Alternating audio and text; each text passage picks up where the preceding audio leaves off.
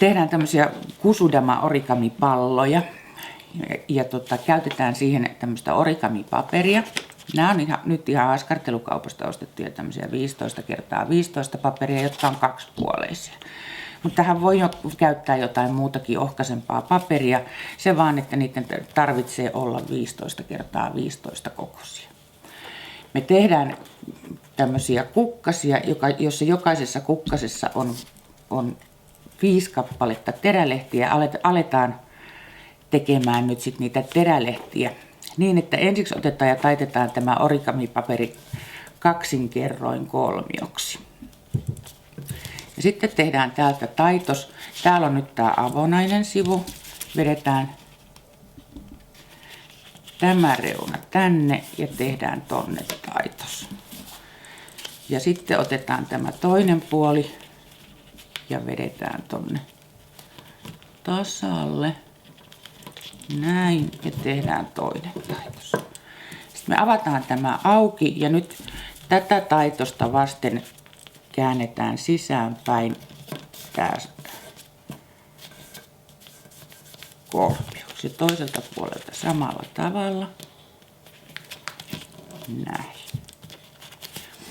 Sitten me taitetaan nämä ympäri. No. Näin. Ja tehdään taitokset tänne. Näin. Ja avataan ne auki. Ne on meidän aputaitokset, kun me nyt sitten käännetään nämä yhteen niin, että tänne jää nämä avonaiset puolet tänne sisäpuolelle.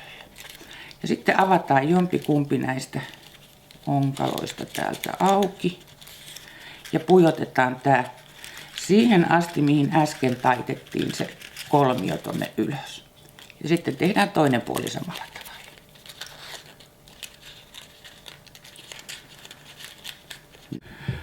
Noin. Meillä on 5 kappaletta näitä terälehtiä täällä valmiina ja ruvetaan nyt liimaan nämä kasaan. Minä käytän nyt kuumaliimaa. Aikuiset voi sen tehdä, lasten kanssa ei mielellään. Ja muutoinkin tämä sotii kaikkia origamilakeja, että minne pitäisi olla tämmöisiä. Niin peruspaperiliima on parempi, mutta minä teen tämän nyt siksi tällä liimapistoolilla, että me saadaan tämä nopsaa kuivumaan. Laitetaan tätä liimaa vähän tuohon reunaan ja minä teen tämän niin, että tosta missä täällä on tämä aukko, niin näitä reunoja vastakkain. Ja painan ne näin. Ja sitten seuraava. Ja mahdollisimman lähekkäin noin reunat toisiaan. Ja vielä 4.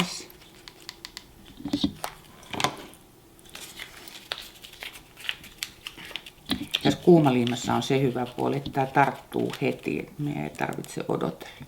Nyt meillä on tässä 4 ja tämä aukeaa tämän näköiseksi. Sitten otetaan ja laitetaan tämä viimeinen niin, että tämä on auki. Mutta samalla tavalla, että ensin toi toinen puoli ja mahdollisimman lähelle tuohon. Noin. Ja sitten toi viimeinen sauma tuolta. Ja noin. Ja sitten katsotaan, että nämä on täällä tasalla. Näin. Tässä meillä on nyt sitten 1 kukka. Näitä kukkia me tarvitaan 12 kappaletta. No niin, nyt meillä on 11 kukkaa täällä liimattuna kiinni toisiinsa ja laitetaan tämä viimeinen vielä. Ihan samalla tavalla. Aha, meiltä loppuu pistoolista panokset. Laitetaanpas lisää.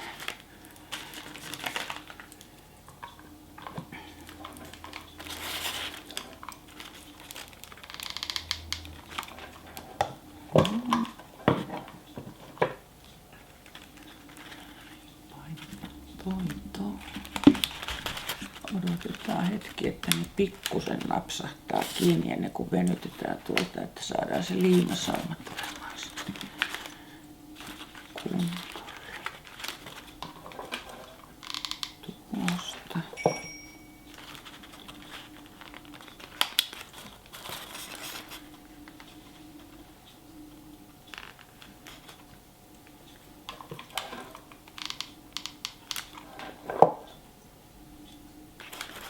sitten vaan venytetään nämä viimeiset. Ja vielä yksi. Näin. Nythän meillä on periaatteessa tämä pallo valmis. Tätähän voi nyt sitten koristella, jos haluaa. Tähän voi laittaa vaikka glitteriä niin, että laittaa sormeja pyyhkäisee vähän se. Mulla on tossa nyt tommosia vahahelmiä, joita minä ajattelin laittaa tähän koristeeksi. Tässä kannattaa nyt sitten olla varovainen, ettei sormi pala. Tää olisi ilman muuta semmoisen paperiliiman paikka. Tuo. Noin. Ja sitten vaan käännetään ja laitetaan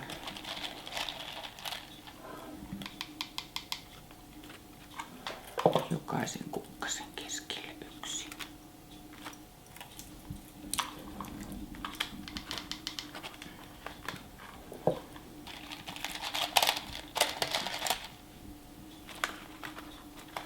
Näin. Sitten rupeaa tulemaan tämän näköinen.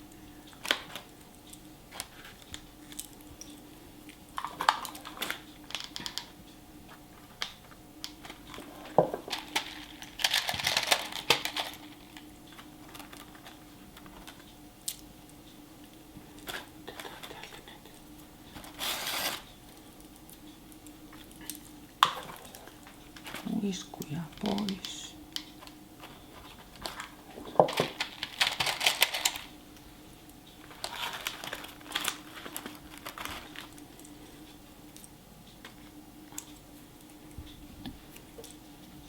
Onko siellä nyt joka paikassa?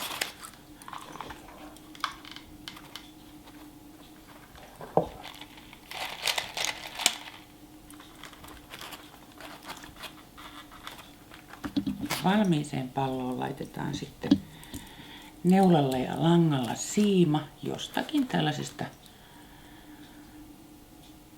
kolmiosta ja sitten se voi ripustaa kattoon.